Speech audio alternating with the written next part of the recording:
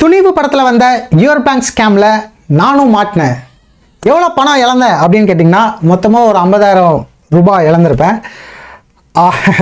Actually real life ஸ்டோரியில் அது என்னன்னு கேட்டிங்கன்னா யுவர் பேங்க் கிடையாது, அது வந்து எஸ் பேங்க் தான். கிளியராக அது வந்து எஸ் பேங்க் தான். அதுக்கு நீங்களும் இங்கே பார்க்கலாம், அதுக்கு தான் சாட்சி. என்னோட ஷேர்ஸ்லையுமே இன்னும் ஒரு 75 குவான்டிட்டி வந்து விற்க விடாமல் லாக்இன் பண்ணிட்டாங்க. அதுக்கு தான் சாட்சி. ஆனால் இந்த லாக்இன் வந்து எக்ஸ்பயர் ஆக போகுது. ஃபைனலி 2023 அந்த 75 ஷேர்ஸை நான் விற்றுக்கலாம். பட் என்னடா 75 தானே லாக்இன் ஆயிருக்கு, 50,000 லாஸ்ன்றியே அப்படின்னு ஏன்னு கேட்டிங்கன்னா அங்கே நடந்த கதை என்னன்னு கேட்டிங்கன்னா, நான் இந்த இடத்துல டாப்பில் வந்து 393 இருந்து நல்ல பாட்டமில் 160 வரைக்கும் விழுந்துருச்சு. ஆல்மோஸ்ட் 3 டைம்ஸ் கம்மியாக இருக்குன்னு. இப்போ இன்றைக்கி பேசிகிட்டு இருக்கோம்ல, டெஸ்லா 400லேருந்து 100 விழுந்துருச்சு. அந்த மாதிரி அன்றைக்கி இது பயங்கரமாக சீப்பாக இருக்குன்னு நினச்சி நான் வாங்கினேன். அப்போ மறுபடியும் மேலே போயிட்டு தபால் நீங்கள் இப்படி ஃபாஸ்ட்டாக விழுந்துச்சுலேயே, அந்த விழும்போது ஒரு 50,000 லாஸுக்கு மேலே போதும் அப்படின்னு க்ளோஸ் பண்ணியாச்சு. ஆனால் ஏதோ பொசிஷன் சைஸ்லாம் பண்ணி அந்த இடத்துல தப்பிச்சிட்டோம். ஆனால் அதில் எனக்கு அந்த ஸ்கேமில் ஒரு பெரிய லேர்னிங் உண்டு. எல்லாருமே இந்த டைமில் இன்வெஸ்ட் பண்ணாங்க எல்லாருமே, மோஸ்ட்லி நிறைய பேர் எஸ் பேங்க்கில் வந்து பணத்தை போட்டு இழந்திருக்க வாய்ப்பு இருக்குது. ஏன்னு கேட்டிங்கன்னா இப்போமா ரீசெண்டாக நடந்த சர்வேல கூட ஸ்டில் இண்டியன்ஸ் வந்து லாஸ்ட் 3 இயர்ஸ்லேயே கூட 42% இண்டியன்ஸ் வந்து என்ன பண்ணுறாங்க, எக்ஸ்பீரியன்சிங் ஃபினான்ஷியல் ஃப்ராட். ஓகேவா? ஸோ அது வந்து தவிர்க்க முடியாத விஷயமா தான் இருக்குது. அதில் இன்னும் இவங்க இந்த சர்வேலாம் பார்த்தீங்கன்னா அதில் இன்னும் 30% பேர் ஏடிஎம் டெபிட் கார்டு பாஸ்வேர்ட்லாம் சொல்கிறாங்க. இதெல்லாம் என்ன சொல்லி என்ன பண்ணேன்னு தெரியல. யாருக்குமே ஏடிஎம் டெபிட் கார்டு பின்லாம் கொடுக்கூடாதுன்றது தெரியணும். But it's okay. இது இன்னுமே நிறைய நம்ம மக்களுக்கு ஃபினான்ஷியல் எஜுகேஷன் தேவைப்படுது. ஸோ அது வேணாம். ஆனால் என்னென்னா இந்த மாதிரி எக்ஸ்போஷர் இருக்கிறதுனால 42% இன்னும் ஏமாறுறாங்க. ஸோ அந்த டைம்லேயும் வந்துட்டு எஸ் பேங்க்கில் நான் மாட்ட பெரிய காரணம் என்னன்னு கேட்டிங்கன்னா, யூடியூப் ஸ்பேஸ்லேயும் ஃபினான்ஷியல் யூடியூப் ஸ்பேஸ்லேயும் இந்த எஸ் பேங்க் ஷேரை வச்சு அடித்தாங்க. எல்லாரும் பயங்கரமாக இருக்க போது, இந்த இடத்துல விழுந்துருச்சு, பயங்கர டிஸ்கவுண்ட்டில் கிடைக்க வாங்க போகலாம், பயங்கரமாக பணக்காரலாம் அப்படின்னு சொன்னாங்க. அதை நம்பி தான் நானும் ஏமாந்தேன். என்னுடைய டியூ டெலிஜென்ஸை பண்ணாதது தான் அந்த இடத்துல நான் பண்ண பெரிய தவறு. ஓகேவா? அதில் இந்த டியூ டெலிஜென்ஸை சொல்கிறோம்ல, நம்ம ஒரு ஸ்டாக் அனாலிசிஸ் பண்ணுறதுன்னு சொல்கிறோம்ல, அதுக்கு நம்ம எவ்வளோ படித்து என்ன பண்ணாலுமே அந்த டொமைனோட எக்ஸ்பர்டைஸ் வந்து ரொம்ப ஹெல்ப் பண்ணும். நமக்கு அந்த டொமைனை பற்றி தெரிஞ்சிருந்தா. எனக்கு இந்த 50,000 விட்டதில் நான் கற்றுக்கிட்ட ஒரே விஷயம், நீங்கள் இந்த வீடியோவில் ஃப்ரீயாக கற்றுக்குறீங்க. ஒரே விஷயம், அவ்வளோ காசு எக்ஸ்பென்சிவாக நான் கற்றுக்கிட்ட ஒரே விஷயம் என்னன்னு கேட்டிங்கன்னா, நமக்கு தெரியாத செக்டாரில் பணம் போடக்கூடாது அப்படின்னு சொல்லி. ஓகேவா? ஏன்னா எனக்கு பேங்க் செக்டாரில் ஒரு ஸ்டாக் அனாலிசிஸ் பண்ணுறதுல நமக்கு ஓரளவு தெரியும் வைங்களேன். எனக்கு பெரிய எக்ஸ்பர்ட்லாம் கிடையாது. எனக்கு ஓரளவு ஒரு கம்பெனி ஒரு பிஸ்னஸ் அனாலிசிஸ் பண்ண தெரியும். ஒரு பேலன்ஸ் ஷீட்டை பார்த்து அது என்ன நடக்குன்னு சொல்ல தெரியும். ஆனால் இந்த பேங்கிங் செக்டார் இருக்குல்ல, அவங்களோட மொத்த பொழப்பே பணத்தில் வச்சுருந்து நடத்துறது தானே. அதனால் அவங்க பேலன்ஸ் ஷீட்டை வந்து ஈஸியாக அவங்களால குக் பண்ண முடியும். குக்கிங் மீனிங் என்ன சொல்கிறதுனா, பொய்யானதை சேர்த்து அது இதுன்னு அப்படி இப்படின்னு அவங்களுக்கு எப்படி தேவையோ அப்படி காமிக்க முடியும். என்னதான் செபியில் இவ்வளோ ரூல்ஸ் இருந்தாலும் இன்னைக்கு நிலைமையிலையும் ஒரு பேங்க்கோட பேலன்ஸ் ஷீட்டை பார்த்தா எனக்கு வந்து 100% நம்பிக்கை வராது. இது என்னோட பர்சனல் ஒப்பீனியன் தான். நான் எந்த பேங்கே குறை சொல்ல, எனக்கு வராது. ஏன்னு கேட்டிங்கன்னா, நீங்களே கூட உங்கள் ஃப்ரெண்ட்ஸ் யாராச்சும் பேங்க்கில் இருக்கவங்களா வேலை செய்கிறவங்க இருந்தாங்கன்னா கேட்டு பாருங்கள். ஒரு மேனேஜர் அந்த மாதிரி யாராவது வேலை பார்த்தாங்கன்னா கேட்டு பாருங்கள். செபி ரூல்ஸ் படி பேலன்ஸ் ஷீட்லாம் அப்படியே தான் இருக்கணும். பட் ஸ்டில் அவங்களுக்கு என்னவோ ஒன்று அப்படி கொஞ்சம் ஏமாத்திட முடியும்னு எனக்கு ஒரு, நீங்கள் ஆக்சுவலி கேட்டு பாருங்கள். எனக்கு என்னோட அனுபவத்தில் நான் வந்து இந்த மாதிரி ஃப்ராடு கேசஸ்லாம் பார்த்து கற்றுக்கிட்டது. ஓகேவா? அதனால எல்லா பேங்க்கையும் சொல்லலை. அஃப்கோர்ஸ் நான் கூட ஹெச்டிஎஃப்சி பேங்கை எப்போவுமே ரெக்கமெண்ட் பண்ணியிருக்கேன் முந்தி. ஸ்டில் இன்றைக்கி ஹெச்டிஎஃப்சி பேங்கை ரெக்கமெண்ட் பண்ணுறேன்னா அப்படின்னு கேட்டால் இன்றைக்கி ப்ரைஸில் வாங்குங்கன்னு நான் சொல்ல மாட்டேன். அது சீப்பாக இருக்கும்போது அஃப்கோர்ஸ் வாங்குங்கன்னு சொல்லியிருந்தோம். நானுமே அதில் நல்லா மணி மேக் பண்ணேன். பட் ஆனால் ஒரு கட்டத்தில் அங்கேருந்து மூவ் ஆகிட்டு நான் கம்ப்ளீட்டாக எனக்கு என்ன டொமைன் தெரியுமோ அதுக்குள்ளே தான் நம்மளால் கரெக்டாக அனாலிசிஸ் பண்ண முடியும் அப்படின்றதுக்கு வந்துட்டேன். ஸோ அந்த ஃபினான்ஷியல் ஃப்ராடு இதில் நடந்தது. இந்த கார்வி மியூச்சுவல் ஃபண்டு, அப்புறம் எக்கச்சக்க ஸ்கேம்ஸ் இருக்குது இந்தியாவில். எஃப்டிஎக்ஸ் வந்து கிரிப்டோ மார்க்கெட்டே போட்டு தெளிச்சு. ஸோ அந்த மாதிரி ஸ்கேம்ஸ் இன்னும் நடக்க தான் செய்யுது. இது தவிர்க்கவே முடியாது. இதில் அந்த படத்தில் சொல்கிற மாதிரி நம்ம எஜுகேட்டடாக இருக்கிறது தான் ஒரே வழி. ஆக்சுவலி அந்த படம் பார்த்தேன் நான். இந்த படத்தோட மூவி ரிவ்யூ கிடையாது இது. எனக்கு டக்குன்னு கனெக்ட் ஆச்சு. நம்ம எப்போ இந்த ஃபினான்ஸ் வேல்ல இன்னும் ரொம்ப டீப்பாக குதிக்க ஆரம்பித்தோம். இதெல்லாம் ஒரு 6 வருஷத்துக்கு முன்னாடி நடந்தது. ஓகேவா? ஸோ 6 இயர்ஸாக அதுக்கப்புறம் எனக்கு இதெல்லாம் பற்றி நிறைய படிக்கும்போது தான் எனக்கு இந்த வேர்ல்டு ரொம்ப இன்ட்ரெஸ்ட் இருந்துச்சு. அதுக்கப்புறம் ஐ ஸ்டார்டட் மேக்கிங் மணி. எப்போ கேட்டிங்கன்னா, நான் எனக்கு தெரிஞ்ச டொமைனில் அனலைஸ் பண்ணி நான் அதுக்கப்புறம் ஒரு ஷேரை வாங்க போய். ஓகேவா? அப்படி தான் எனக்கு என்ன டொமைன் தெரியும் அப்படின்னு கேட்டிங்கன்னா, நான் ஒர்க் பண்ணது ஒரு டீசல் இன்ஜினில் ஃபியூவல் நாசில் டிசைன் பண்ணுறது. ஃபியூவல் இன்ஜெக்டரில் நாசில் இருக்கும், அந்த நாசில் டிசைனிங். ஸோ என்னோட டொமைன் என்னன்னு கேட்டிங்கன்னா ஆட்டோமொபைல் இண்டஸ்ட்ரி. ஸோ அப்படி தான் ஏன் இண்டஸ்ட்ரியில் அடுத்து எதிராக ஃபியூச்சர்னு போது தான் என்னால் டெஸ்லாவை 2015-16 ஐடென்டிஃபை பண்ண முடிந்தது. லெட்ஸ் சே மணி பேச்சில் கூட அனந்த் ஸ்ரீனிவாசன் ஜி இருக்காங்க, அவங்க மேலே எனக்கு ரொம்ப மரியாதை உண்டு. ஏன்னா அவங்க வந்து புஷ் பண்ணி இதை வாங்கன்னு சொல்ல மாட்டாங்க.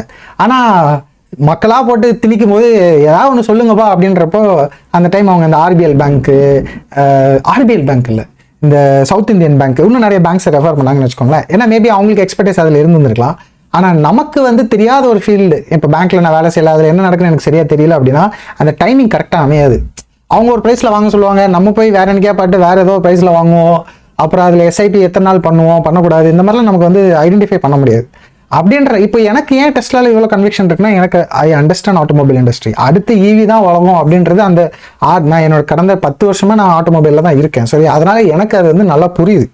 ஸோ மற்றவங்க யார் என்ன நாய்ஸ் எங்கே இருந்து வந்தாலும் டெஸ்லா உளுந்து 0 ஆக போகுதுன்னு சொன்னாலும் எப்போ விற்கணும் வாங்கணுன்றது எனக்கா ஒரு ஐடியா வரும் இல்லையா, அது வந்து அந்த டொமைன் எக்ஸ்பீரியன்ஸ் இருந்தால் தான் வரும்.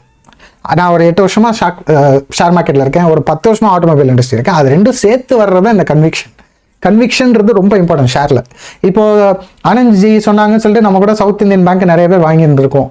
நானே முந்திலாம் வாங்கியிருந்திருக்கேன். அப்போ வாங்கிட்டு கூட என்னடா இது அப்படின்னு கூட பாருங்களேன், South Indian Bank share price நான் கூட போடுறேன், மேக்ஸில் பார்த்துக்கலாம். இந்த 5 இயர்ஸ் ஜோனில் பாருங்களேன், இந்த அரௌண்ட் இந்த ஒரு 10லலாம் இருக்கும்போது அவங்க சொல்லிட்டு இருந்தாங்க பயங்கர சீப்பாக இருக்குது, இந்த பேங்க் நல்லா இருக்குன்னு சொல்லி 15 அந்த மாதிரி. ஆனால் அது அஃப்கோர்ஸ் கொரோனாவில் இங்கே மார்ச்சில் பயங்கரமாக விழுந்துச்சு. பட் ஆனால் அங்கே இந்த ஜோனில் நீங்கள் பாருங்களேன், வாங்கினதுலேருந்து ஒரு வருஷமாக அப்படியே நின்றுச்சு. என்னஜி நீங்கள் சவுத் இந்தியன் வாங்கணும்னு சொன்னீங்க, ஏறலைன்ற மாதிரி நிறைய பேர் அவங்கள போட்டு டார்ச்சர் பண்ணாங்க. அதான் சொல்கிறேன் இல்லையா, அந்த டைமிங் கட்டாமல். பட் இன்றைக்கி பார்த்தீங்கன்னா அஃப்கோர்ஸ் இவ்வளோ நாள் ஹோல்ட் பண்ணி தான் ரெக்கவர் ஆயிருக்கு. மேபி இந்த எஸ் பேங்க் கூட அதே மாதிரி ரெக்கவர் ஆகலாம். நல்ல ஆள்கிட்ட மேனேஜ்மெண்ட் போய் என்ன வேணால் நடக்கலாம். அது வந்து ஸ்டாக் மார்க்கெட்டில் எல்லா ஸ்டாக்லையுமே உள்ளே போட்டு அப்படியே 10 வருஷம் இருந்தால் நடந்துருன்றது கிடையாது. இந்த டைமிங் கொஞ்சம் அந்த கன்விக்ஷன், அந்த டைமிங் வந்து நமக்கு அந்த இண்டஸ்ட்ரி புரிஞ்சால் வரும்ன்றேன். நான் அதில் வந்து சவுத் இந்தியன் பேங்கை குறை சொல்லலை, எஸ் பேங்கை குறை சொல்லலை, எதுவுமே சொல்ல. உங்களுக்கு தெரிஞ்ச செக்டாரில் அதோட ஃபியூச்சர் எதுன்றது உங்களுக்கு ரொம்ப கரெக்டாக பிடிக்க முடியும். நீங்கள் ஒரு சாஃப்ட்வேர் இண்டஸ்ட்ரியில் இருக்கீங்கன்னா அடுத்த சாஃப்ட்வேரில் பெஸ்ட்டு எதாவது வரப்போகுது, ஏஐயில் இருக்கீங்கன்னா ஏஐயில் அடுத்து என்ன வரப்போகுது, ஆட்டோமொபைலில் அடுத்து என்ன, அந்த கன்விக்ஷன் வந்து உங்களுக்கு இருக்கும். அதில் ஒரு பெஸ்ட்டு ஒரு டாப் 3 பிடிச்சி நீங்கள் போட்டுட்டு ரொம்ப நிறைய டைவர்சிஃபை பண்ணாமல் கூட நம்ம வச்சுருந்து கூட ஈஸியாக மணியை மல்டிப்ளை பண்ணலாம். எப்போவுமே நம்ம பணத்தை நம்மளை தவிர அதை மல்டிப்ளை பண்ணுறதுக்கோ அதை வந்து பயங்கரமாக காசாக்குறதுக்கோ நம்ம நல்லா வாழ்க்கையில் முன்னேறணும் அப்படின்றதுக்கு நம்ம மட்டும்தான் பெரிய ரெஸ்பான்சிபிலிட்டியாக இருப்போம். அதுலேயும் பணம்னு வரும்போது நீங்கள் ரொம்ப கேர்ஃபுல்லாக இருக்கணும், யாரையுமே நம்பக்கூடாது. ஸோ இந்த படத்தில் உங்களோட மெயின் டேக்கவே இந்த படம் ட்ராவல் ஆன விஷயமே எனக்கு அந்த பாயிண்ட் தான் அதில் நான் எடுத்துக்கிட்டேன். ஸோ நீங்கள் நிறைய லேர்ன் பண்ணுங்கள், நிறைய இன்வெஸ்ட் பண்ணுங்கள். நான் இப்போ சொல்கிறேன்ட்டு டெஸ்லாவில் இன்வெஸ்ட் பண்ணுறதும் தப்பு, அனந்த்ஜி சொல்கிறாங்கன்னு சொல்லிட்டு அவங்க ஏதாவது ஸ்டாக் மேன் ரெக்கமெண்ட் பண்ணுறதும் தப்பு. நிறைய பேர் இருக்காங்க ஃபினான்ஷியல் யூடியூபர்ஸ், அவங்க யார் பேச்சையுமே நீங்கள் கேட்கணுன்றது அவசியம் அற்றது. ஓகேவா? முக்கியமாக நீங்கள் என்ன பண்ணலாம் அப்படின்னு கேட்டிங்கன்னா, போர்ட்ஃபோலியோவை காமிக்கிறவங்கள நம்புங்க. அந்த போர்ட்ஃபோலியோ காமிக்கிறவங்கள கூட போர்ட்ஃபோலியோ காமிக்காமல் பேசுகிறவங்கள நீங்கள் பெருசாக ஃபாலோ பண்ணணும்னு அவசியம் கிடையாது. போர்ட்ஃபோலியோ காமிக்கிறவங்களில் ஆக்சுவலாக அவங்கள வந்து நீங்கள் எப்படி எடுத்துக்கலாம் அப்படின்னு கேட்டிங்கன்னா, அவங்க போர்ட்ஃபோலியோ தானா அப்படின்றதில் நீங்கள் கொஞ்சம் கன்ஃபார்ம் பண்ணிக்கிட்டிங்கன்னா அதுக்கப்புறம் ஓகே சரி, அவங்க போர்ட்ஃபோலியோ காமிக்கிறவங்க மட்டும்தான் என்கிட்ட கேட்டால் நீங்கள் ஃபினான்ஷியல் ஸ்பேசஸில் உங்களுக்கு ஒரு ட்ரஸ்ட் பில்ட் ஆகும். எனக்குமே இந்த வருஷம் கோல் வந்து என் போர்ட்ஃபோலியோ 100% ஓப்பன் பண்ண போகிறேன். நான் அஃப்கோர்ஸ் நம்ம கோல் செட் பண்ணிட்டோம். நான் இன்னும் ஷேர் வாங்கலை டெஸ்லாக்கு, ஸ்டில் ஐம் வெயிட்டிங். டெஸ்லாவில் நிறைய நல்ல நியூஸ் இருக்குது. நான் சொன்ன மாதிரி நான் பணம் அரேஞ்ச் பண்ணி முடிச்சதுக்கப்புறம் அஃப்கோர்ஸ் நான் கொஞ்சம் பெரிய பை பண்ண போகிறேன். அப்போ நான் என்னோட அக்கௌண்ட்டை வந்து கண்டிப்பாக உங்களுக்கு லைவாக தான் நம்ம வாங்க போகிறோம். ஸோ என்னோட டெஸ்லா ஷேர் பொசிஷன்ஸை நான் கண்டிப்பாக உங்கள் கூட சேர்ந்து அதில் பில் பண்ண போகிறேன்.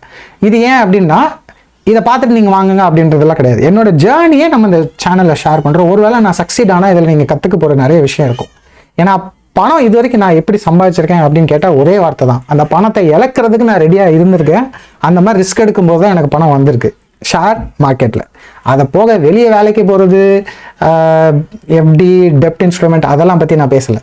ஷேர் மார்க்கெட்டில் சம்பாதிக்கிறதுக்கு எனக்கு அந்த மாதிரி தான் ஹெல்ப் பண்ணியிருக்கு. ஸோ அதை வந்து அது கொஞ்சம் நேரங்களில் நடந்திருக்கு. அது இந்த வாட்டி நான் அந்த ஜேர்னியை உங்களுக்கு ஷேர் பண்ணலான்னு இருக்கேன். ஸோ இந்த படத்தில் ஒரு 3 முக்கியமான விஷயத்தை பற்றி கற்றுக்கோங்கலாம் அப்படி சொல்லியிருந்தாங்க. என்ன விஷயம்னு கேட்டிங்கன்னா, ஏன் US டாலர் வந்து வேர்ல்டு ரிசர்வ் கரன்சியாக இருக்குது, டெப்ட் நல்ல டெப்ட் அது, குட் டெப்ட் பேட் டெப்ட், இந்த மாதிரி நிறைய விஷயங்கள் இருக்கு இல்லையா, அதெல்லாம் பற்றி நீங்களாம் போய் தேடி கற்றுக்கணும் அப்படின்ற மாதிரி ஒரு லைன் இருக்கும். கண்டிப்பாக அந்த மாதிரி விஷயங்களை கண்டிப்பாக போய் தேடி கற்றுக்கோங்க. நம்ம சேனலையும் சப்ஸ்கிரைப் பண்ணுங்கள். கண்டிப்பாக அந்த மாதிரி விஷயங்களை கவர் பண்ணுறோம்.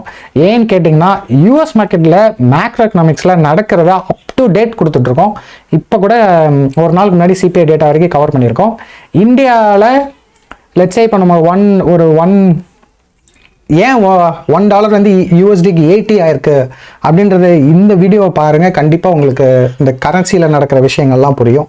இந்த மாதிரி மேக்ரோ எக்கனாமிக்ஸை நிறைய கற்றுக்கணும்னா நீங்கள் கண்டிப்பாக நம்ம சேனலுக்கு சப்போர்ட் பண்ணுங்கள், ஃபாலோ பண்ணுங்கள். அட்வைஸ் வந்து நான் அதை ஜேர்னியாக தான் ஷேர் பண்ணுறேன். அட்வைஸ் வந்து உங்கள் டிசிஷனாக தான் இருக்கணும். ஃபைனலி துணிவோட ஷேர் மார்க்கெட்டில் இருங்க, ஜம்ப் பண்ணுங்கள். இந்த வருஷம் என்னையை பொறுத்தவரை இந்தியன் மார்க்கெட்டில் பெரிய பையாலாம் தெரியல. US மார்க்கெட்டில் செம்ம டிஸ்கவுண்ட் கிடைக்குது. நான் இறங்கி வாங்க தான் போகிறேன். It's up to you. நீங்கள் படிங்க, படிச்சுட்டு வாங்கணுமா வேண்டாமான்றதை டிசைட் பண்ணுங்கள். Happy Pongal. See you soon.